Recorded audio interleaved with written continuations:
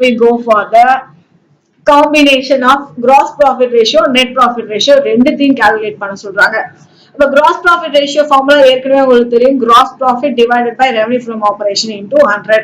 gross profit எப்படி கண்டுபிடிக்கணும்னு தெரியும். gross profit equal to எப்படி கண்டுபிடிங்க, revenue from operation minus cost of revenue from operation.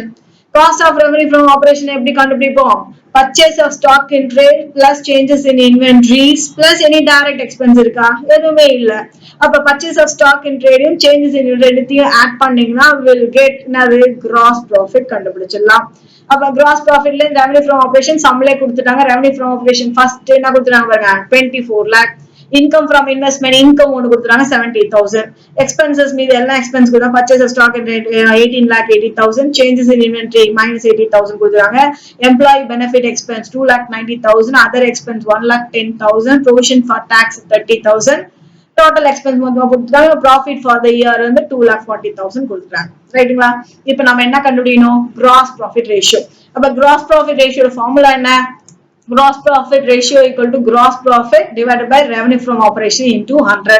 gross profit எப்படி கண்டுபிடிக்கணும், cost of revenue first cost of revenue from operation கண்டுபிடிக்கணும். அப்பதான் நம்ம gross profit கண்டுபிடிக்கணும். ஏன்னா gross profit equal to revenue from operation minus cost of revenue from operation. ரைட்டுங்களா? அப்ப revenue from cost of revenue from operation first கண்டுபிடிப்போம். changes in purchase of stock in trade plus changes in inventory எவ்வளவு கொடுத்திருக்காங்க, 18,80,000 plus minus 80,000 சம்மல கொடுத்துட்டான், minus 80,000 கொடுத்துருக்கான். அப்ப அப்படி minus 80,000 எடுத்துட்டு வந்தீங்க என்ன ஆயிடும், 18,80,000 minus into plus ரெண்டுத்தையும் பண்ணீங்கன்னா என்ன வரும் minus. அப்ப minus 80,000 அப்ப பண்ணா எவ்வளவு வருது 18 lakh. ரைட்டுங்களா? அப்ப cost of revenue from operation 18 lakh கண்டுபிடிச்சாச்சு. ஏற்கனவே ரெவன்யூ ஃப்ரம் ஆபரேஷன் சம்பள கொடுத்திருக்காங்க 24 lakh. அப்ப 24 lakhல இருந்து minus 18 lakh சப்ட்ராக்ட் பண்ணா we'll get 6 lakh. அப்ப gross profit கண்டுபிடிச்சாச்சு 6 lakh. இப்ப ஃபார்முலா ஈஸியா. அப்ப 6 lakh சப்ஸ்டிட்யூட் பண்ண அப்படியே gross profit ratio ஃபார்முலால gross profit ratio equal to 6 lakh divided by 24 lakh into 100 பண்ணீங்கன்னா 25%. இது எப்படி கால்குலேட் பண்றது உங்களுக்கு தெரியும். 6 lakh divided by 24 lakh into 100. ரைட்டுங்களா? 1 2 2 0 கேன்சல் பண்ண, மீதி இருக்க 3 0 இருக்கு, 3 0வையும் கேன்சல் பண்ணுங்க. இப்ப 24 6th வந்து ஃபர்ஸ்ட் அடிச்சிருங்க 1. இது எத்தனை 24 வந்து 6 டைம்ஸ்ல எத்தனை வரும், 4 டைம்ஸ் வரும்.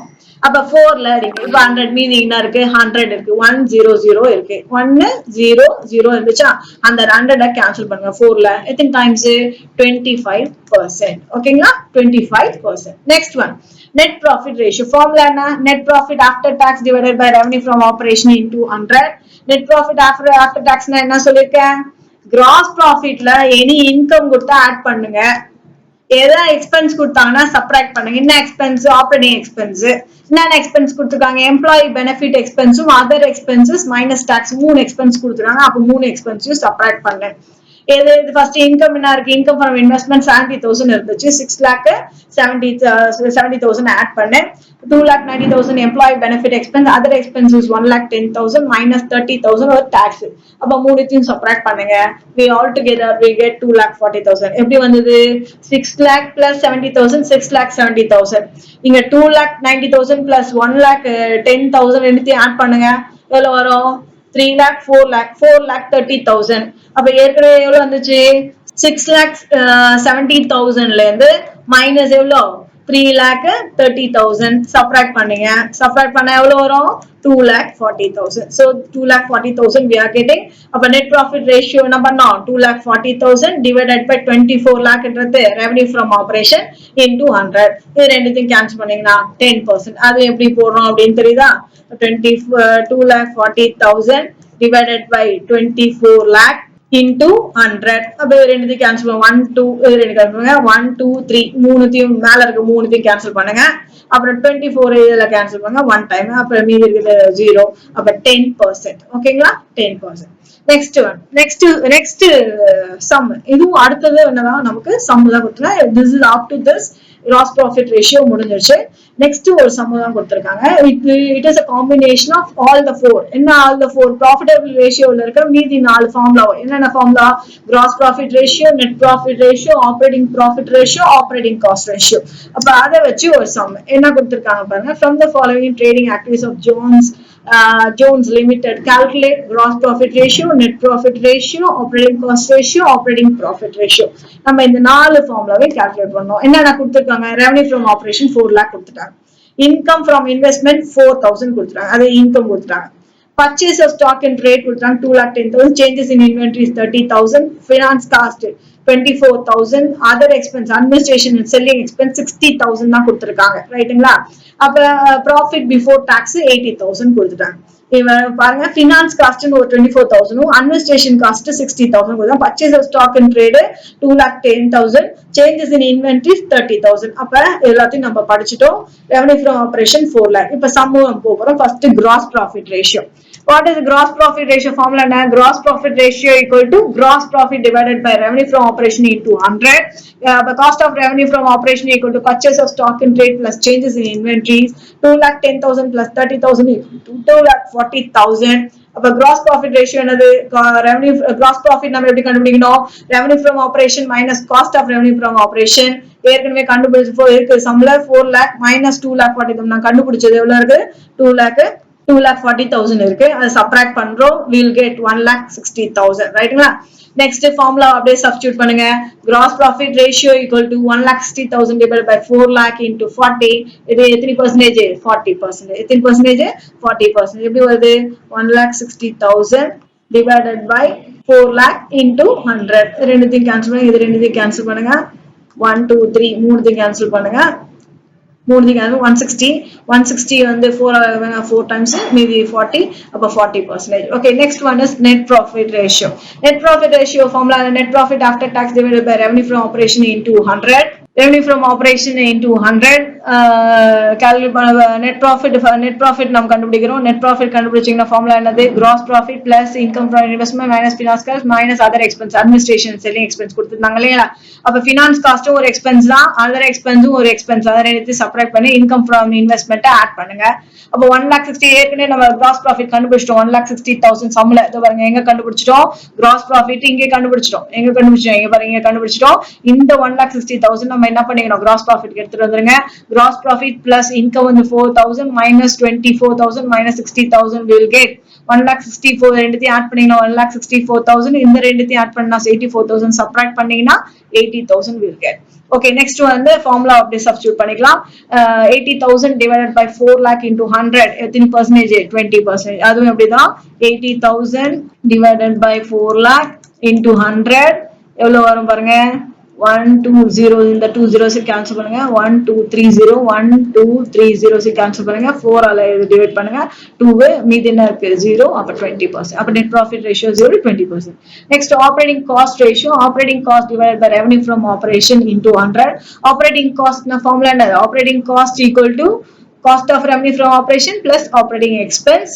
Cost of revenue from operation ஏற்கனவே நம்ம கண்டுபிடிச்சிருக்கோம். எங்க கண்டுபிடிச்சிருக்கீங்க பாத்துங்க, இங்க 2,40,000. அது cost of revenue from operation 2,40,000 நம்ம கண்டுபிடிச்சிருக்கோம். அப்ப காஸ்ட் ஆஃப் ரெவன்யூ ஃப்ரம் ஆபரேஷனை கொண்டு வந்துருங்க. ஆபரேட்டிங் எக்ஸ்பென்ஸ் எவ்வளவு இருக்கு? ஒரே 60,000. அதாவது என்ன எக்ஸ்பென்ஸ் மட்டும்தான் இருக்கு?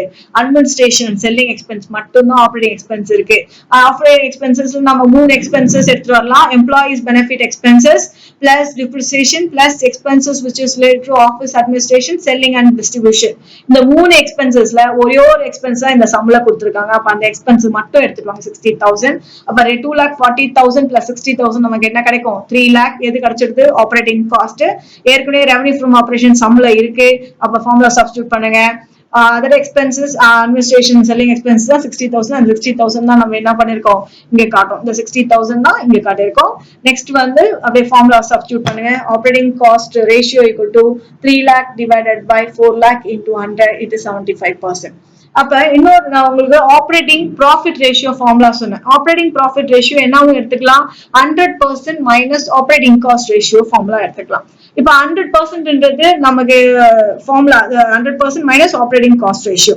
ஆப்ரேட்டிங் காஸ்ட் ரேஷியோ என்ன கண்டுபிடிச்சிருக்கோம் பாருங்க, 75% கண்டுபிடிச்சோம். என்ன கண்டுபிடிச்சிருக்கோம்? 75%. இந்த 75% இந்த 100% இருந்து 75% சப்ட்ராக்ட் பண்ணா will get operating profit ratio. அப்ப எவ்வளவு? 25% is the operating profit ratio. So up to this profitable ratiosல 4 ratios over. Next one, another one is return on investment. நம்ம இன்வெஸ்ட் பண்றதுல what is the return we are getting? To calculate the return on the investment what we are investing in the business concern, that it is called as the return on investment ratio. Return on investment shows the proportion of net profit before interest and tax.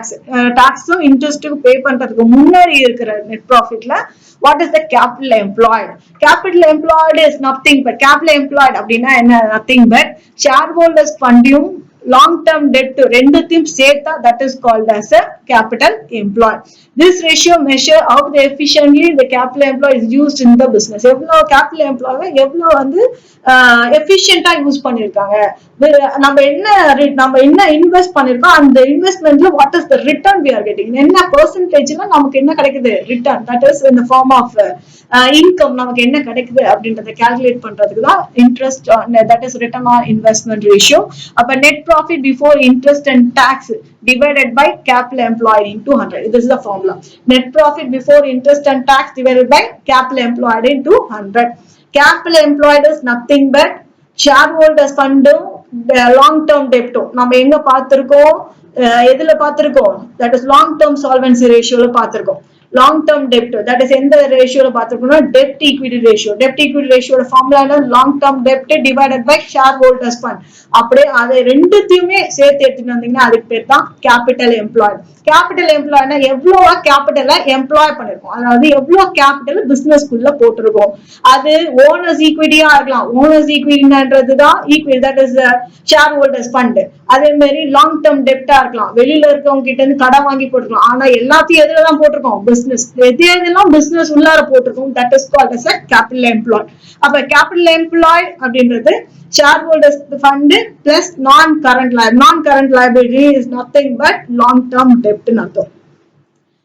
Greater the return on investment, better is the profitability of business and vice versa. இப்போ அதுவே வந்து கம்மியா investment இருந்தது, ரொம்ப கம்மியான percentage இருக்கு அப்படின்னா profitability நல்லா இல்ல அப்படின்னு அர்த்தம், ரைட்டுங்களா? சோ திஸ் இஸ் வைஸ் பர்சனா இது அப்படியே வந்து மாத்திக்க வேண்டாம். Greater the return on investment, better is the profitability of business. அதுவே less the return on investment, worse the profitability of the business. That is called as a vice versa. Okay, next we go to the problem which is related to this. This is the last problem. This is the last exercise problem in this chapter. Okay, what they were asking, sums கொடுத்துட்டாங்க, equity and liability, shareholders fund கொடுத்துட்டாங்க, non current liability, long term borrowings 1,50,000 கொடுத்தாங்க, current liability, trade payable, other current liability, short term provisions கொடுத்துட்டாங்க. net profit before interest and tax for the year, அவங்களே net profit before interest and tax for the year 60,000 அவங்களே சம்பளே கொடுத்துட்டாங்க. நாம அதையும் calculate பண்ண வேண்டாம், ஏதோ மட்டும் தான் கால்குலேட் பண்ணணும். கேபிட்டல் எம்ப்ளாய்ட், கேபிட்டல் எம்ப்ளாய்ட்னா என்ன அர்த்தம், shareholders ஃபண்டும் non current liability. non current liability is long term debt, long term borrowing அப்படின்றது மட்டும் தான் இங்க non current liability.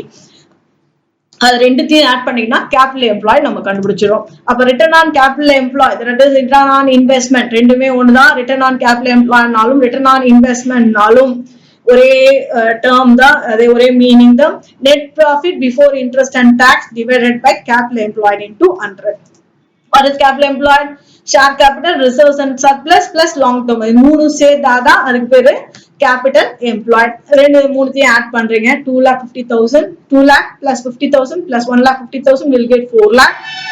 ஏற்கனவே வந்து net profit before interest and tax 60,000 கொடுத்துட்டாங்க.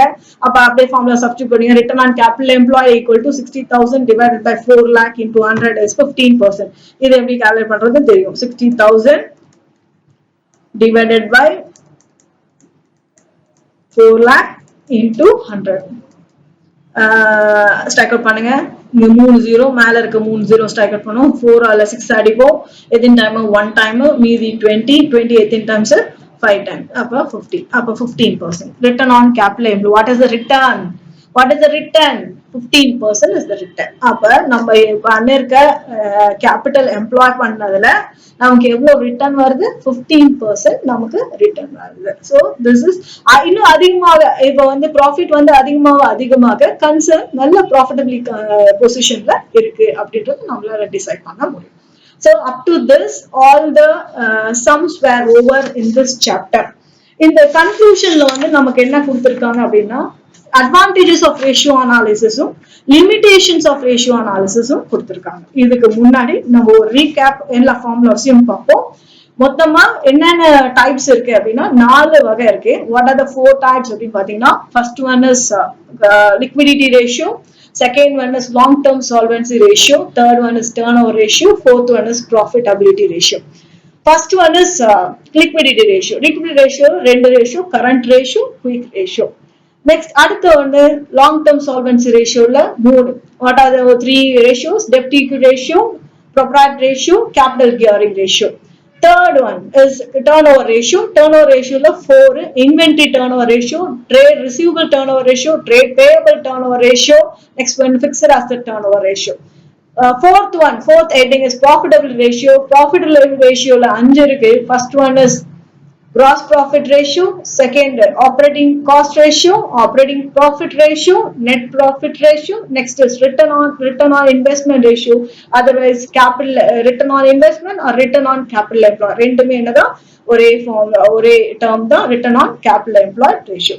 So these are the various ratios which we dealt in this chapter. Ratio analysis இந்த ratios தான் இருக்கு. நம்ம இதுதான் பார்த்திருக்கோம். Explanations ஒவ்வொரு ratiosலோட explanations நம்ம பார்த்தோம். இப்ப இதனோட advantages என்ன? What are the disadvantages? ரெண்டு limitations advantages limitations இருக்கு. What are the advantages? What are the limitations? Next one. What are the advantages அப்படின்னு பாத்தீங்கன்னா measuring operational efficiency. ஒவ்வொரு ரேஷியோலும் ஆப்ரேட்டிங் காஸ்ட்டுக்கு ரெவன்யூக்கு கம்பாரிசன் பண்ண முடியும். அதனோட எஃபிஷியன்சி இப்ப இந்த கன்சர்ன் எப்படி இருக்கு, இந்த கன்சர்ன் வந்து நல்லா போயிட்டு இருக்கா, நல்லா போகலையா அப்படின்றத நம்மளால அனலைஸ் பண்ணணும். First one is measuring operational efficiency. Second one is measuring financial solvency. Financially sound இருக்காங்க, whether they are liquid, whether help to sustain the liquidity or short term solvency and long term solvency of the business concern, whether they can help to ascertain liquidity of the concern, short term solvency வந்து ascertain பண்ண முடியுதா, long term solvency of the business concern ascertain பண்ண முடியுதா அப்படின்றத measuring financial solvency. Next one is facilitating investment decision. நம்ம என்னத்துல invest பண்ணலாம், அதாவது இந்த கன்சர்ன்ல இன்வெஸ்ட் பண்ணலாமா, இவங்களோட டெட்டாஸ் எப்படி இருக்காங்க, இவங்க creditors turnover ratio that is called as trade receivable turnover ratio எப்படி இருக்கு, fixed asset turnover ratios எப்படி இருக்கு, அவங்கள ரேஷியோஸ் கால்குலேட் பண்ணி நம்மளால என்ன பண்ண முடியும், அவங்க கூட better investment decisions make out பண்ண முடியும் ஒரு கன்சர்ன்ல. Next one, analyzing the profitability, whether it's a profitable concern or it's going in a loss அப்படின்றத நம்மளால predict பண்ண முடியும். While determining the profitability ratios பார்க்கும்போது profitability of the concern நம்மளால predict பண்ண முடியும். Next வந்து intra firm comparison. நம்ம firmக்குள்ள இருக்கிற, அதாவது ஒரு firmக்குள்ள இருக்க ஒவ்வொரு டிபார்ட்மெண்ட்டுக்கும் இன்டரா நம்மளால என்ன பண்ண முடியும், கம்பேர் பண்ண முடியும். இந்த ரேஷியோ அனாலிசிஸ் மூலமா கம்பேர் பண்ண முடியும். That is called as intra firm comparison. Next is inter firm comparison. அப்படின்னா ஒரு கன்சர்னுக்கு இன்னொரு கன்சர்னுக்கு உள்ள ரேஷியோ அனாலிசிஸ் பண்ணி நம்மளால இன்வெஸ்ட்மெண்ட் டெசிஷன்ஸோ இல்ல பினான்சியல் டெசிஷன்ஸோ இல்ல ஒரு பேங்கிங் பினான்சியல் இன்ஸ்டிடியூஷன் வந்து நம்ம கன்சர்னுக்கு வந்து கடன் கொடுக்குறாங்க அப்படின்னா அவங்க வெறும் எதை மட்டும் பார்த்து கடன் கொடுக்குறாங்க, இவங்க வந்து கேட்கறாங்க கடன் கொடுத்துடலாம்னு கடன் கொடுத்துட முடியாது. அப்ப அவங்க வந்து they will check out our ratios. அப்ப ரேஷியோஸ் வந்து பினான்சியலி சவுண்டா இருந்தா மட்டுமே they will decide whether they want to give fund to this concern or not. அப்படி இந்த மாதிரி ஒரு ரேஷியோஸ் எல்லாம், இந்த மாதிரி ஒரு டெசிஷன்ஸ் எல்லாம் என்ன பண்ண முடியும் அப்படின்னா இந்த ரேஷியோ அனாலிசிஸ்ல எடுக்க முடியும். These are the various ratio advantages of the ratio analysis. First one is measuring operational efficiency, measuring financial solvency, facilitating investment decision. Facilitating means what? They are guiding the investment decision, analyzing the profitability of the concern, intra-firm comparison. Within the concern they can compare, and inter-firm comparison they can compare with the other firms. These are the various advantages of the ratio analysis. Next வந்து limitations அப்படின்னா what are the limitations of the ratio analysis பாத்தீங்கன்னா அப்படின்றதுக்கு மட்டும்தான் நம்ம ரேஷியோஸை நம்ம எடுத்துக்கிறோம். அப்ப ஒரு இப்ப வந்து கரண்ட் ரேஷியோ வந்து 2:1 இருக்கு அப்படின்னா ஓகே இவங்களுடைய லிக்விடிட்டி வந்து சவுண்டா தான் இருக்கு, ஏன்னா இருக்கிற கரண்ட் அசென்ட் வச்சுட்டு என்ன பண்ணலாம், கரண்ட் லைபிலிட்டிஸ் பே பண்ணலாம் அப்படின்னு நம்ம டிசைட் பண்றோம். ஆனா அங்க நிறைய ரீசன்ஸ் இருக்கும், உள்ளார வந்து எக்ஸ்பர்ட்ஸ் ஒப்பீனியன்ஸ் வந்து வேற மாதிரி இருக்கும். அப்ப ஒரு என்ன பண்ண முடியாது, கார்லேட் பண்ண முடியாது. இருக்கிற ரேஷியோஸை வச்சுட்டு நம்மளால என்ன பண்ண முடியாது, கார்லேட். It is ratios R only means, that is ratios are not end in themselves but they are only means to achieve particular purpose மட்டும் achieve பண்றதுக்கு தான் we are using this ratio. Its analysis of related items must be done by the management and the experts with the help of ratios. அனலைஸ்ல யார் தான் பண்ணலாம், ratios வந்து எக்ஸ்பர்ட்ஸும் மேனேஜ்மெண்ட்ல இருக்கிற financial experts தான் நம்ம ரேஷியோஸும் வந்து அனலைஸ் பண்ணுவோம். வித் வெளியில இருக்க அவுட் சைடர்ஸ் வந்து ஓரளவுக்கு தான் அனலைஸ் பண்ணலாமே தவிர நம்மளால இன்டெப்தா அனலைஸ் பண்ண முடியாது by way of seeing the ratios. Next one is accuracy of the financial information. Accuracy என்ன இருக்கு, financial information which is given by the concern. Accuracy நம்ம இது கரெக்ட் அப்படின்னு நம்மளால என்ன பண்ண முடியாது, ப்ரெடிக்ட் பண்ணவே முடியாது. அவங்க ஃபால்ஸ் இன்ஃபர்மேஷன்ஸ் கூட கொடுக்கலாம். So accuracy of the financial information, it may be a false or it may be inaccurate also. So we cannot predict the ratio. Correct இதுதான் கரெக்ட் அப்படின்னு நம்மளால ப்ரெடிக்ட் பண்ண முடியாது. Next one, consistency in preparation of financial state. Consistencyனா என்னது, inter-firm comparison with the help of the ratio analysis will be meaningful only in the firm follow uniform accounting procedure consistently. ஒரு concern வந்து யூனிஃபார்மா ஒரே மாதிரியான procedure தான் follow பண்றாங்க அப்படின்னா ஒவ்வொரு concern நம்ம கம்பேர் பண்ணோம், இந்த கன்சர்னுக்கும் இன்னொரு ஏ கன்சர்னுக்கும் பி கன்சர்னுக்கும் நம்ம கம்பேர் பண்றோம் அப்படின்னா இவங்களும் அதே ரேஷியோ அனாலிசிஸ் தான் அவங்க ஃபாலோ பண்ணும். The same ratio analysis to be followed by the B company also. இப்ப ரெண்டு கம்பெனியுமே ஒரே மாதிரி ரேஷியோஸ் ஃபாலோ பண்ணல அப்படின்னா they can't able to compare the ratio. So consistency in preparation of financial statement is very very important. Next one is non-availability of standard or norms. ஒரு norms இல்ல ஒரு standard எல்லா இடத்துல. இப்போ வந்து கெமிக்கல் ஃபார்முலா அப்படின்னா எல்லா that is world wide they are using the same formula for each and every chemical. அதே மாதிரி நமக்கு என்ன கிடையாது அப்படின்னா எல்லா நாட்டிலும் எல்லா கண்ட்ரிலும் they are not following the standard norms. The ratio analysis பொறுத்த standard norms they are not following.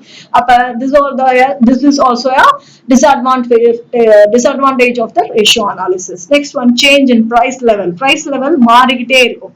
அப்ப ஃபர்ஸ்ட் நம்ம ப்ரெடிக்ட் பண்றது நெக்ஸ்ட் டைம் போகும்போது it will change. Okay, according to the political crisis இருக்கலாம், இந்த மாதிரி பேண்டமிக் டைம்ஸ்ல இருக்கலாம். அப்ப சேஞ்ச் பிரைஸ் லெவல்ல ஏறவும் இறங்கிக்கிட்டே இருக்கும். அப்ப ஒரு தடவை நம்ம வந்து பினான்சியல் ரேஷியோவை வந்து நம்ம கம்பேர் பண்றோம் அப்படின்னா நெக்ஸ்ட் டைம் போகும்போது இட் வில் சேஞ்ச், ரைட்? அப்ப நம்ம என்ன பண்ண முடியாது, அதை ப்ரெடிக்ட் பண்ண முடியாது. So these are the various limitations of the ratio analysis. So up to this the ratio analysis chapter is over. நம்ம எல்லா ரேஷியோ அனாலிசிஸ்ல எல்லா ஃபார்முலாஸையும் பார்த்துட்டோம். So up to this the chapter is over. நீங்க இதுல பண்ண வேண்டியது all the formulas எல்லாமே தரோ பண்ணிட்டீங்க அப்படின்னா this chapter is a very very easy chapter. உங்களுக்கு ரொம்ப யூஸ்ஃபுல்லா இருக்கும். நம்ம எக்ஸசைஸ் ப்ராப்ளம்ஸ் எல்லாத்தையும் பார்த்துட்டோம். நீங்க illustration ப்ராப்ளம்ஸ் எல்லாத்தையும் ஒர்க் அவுட் பண்ணீங்கனாலே போதும், உங்களுக்கு இந்த சாப்டர் ரொம்ப ஈஸியா இருக்கும். Thank you children. Please do all the problems once again. Thank you.